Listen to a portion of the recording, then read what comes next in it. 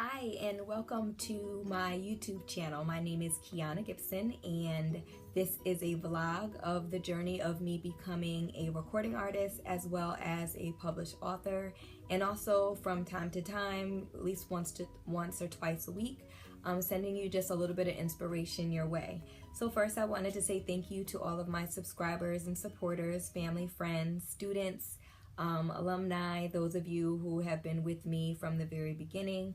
I just wanted to say thank you from the bottom of my heart, especially for the posts and comments and the likes that you have been sharing on Instagram and on Facebook, as well as on my YouTube channel, which, by the way, if you're not a subscriber, you can click subscribe right now, and you can from time to time get videos that are directly related to kind of what's going on with me and my journey.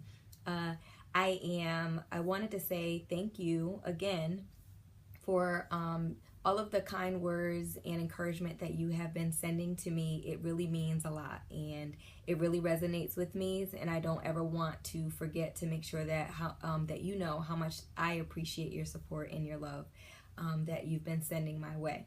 So today what we're going to talk about is really about your dreams. So for me, this week in particular, I've been really focusing on kind of what I want to do and what I want my music to sound like.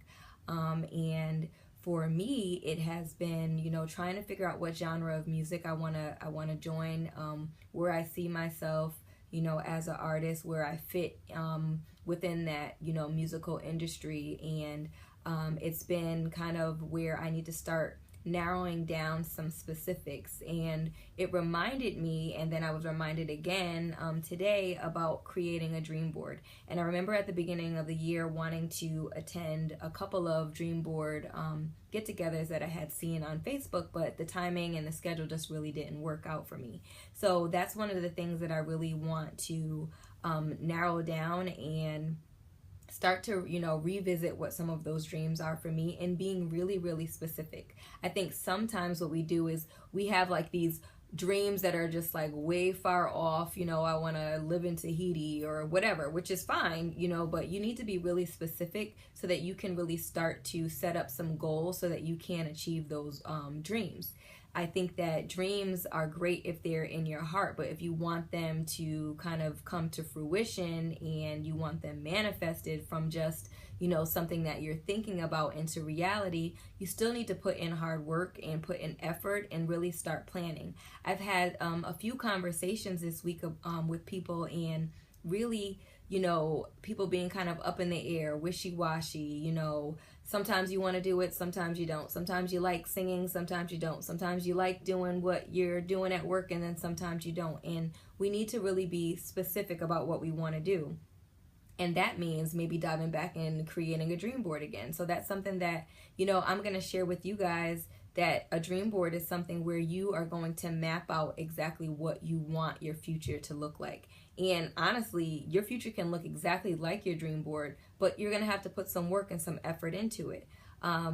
For me, what it's been is the thought process is, oh, I'm too old, or oh, I'm not good enough, or oh, there's someone else already doing that already, or oh, there's 1,000 people on this planet that can sing. And I know that singers are a dime a dozen. I know that vocally I am not the best vocalist, but what I do know is that there is something inside of me, which means for me it's my light that I feel like needs to shine, and it needs to resonate, and it needs to affect the people who are around me. And for me, becoming a recording artist will mean for me that I can reach more people versus just my circle right now. So that's my main goal. My main goal is I want to do this so that I can affect more people in a positive way and let my light shine, and allow, that love that's on the inside of me to pour out to everyone who is around me. So that's the platform that I feel I can do that the best. But you can't get discouraged, and you have to kind of build up the confidence in yourself that if you need to make a shift and make a change. I remember when I decided to go back to cosmetology school, and everyone else that was in school was 18, 19, sometimes 17 years old, and I was a mother who had at the time was taking care of my niece and my nephew, and my 2 boys with my husband. And it was hard, you know, going to work during the day, going to school part-time at night, then eventually transitioning and quitting my job and just going for it and reaching for the stars. And now, you know, I'm a teacher at, you know, a cosmetology school. I have my own salon space.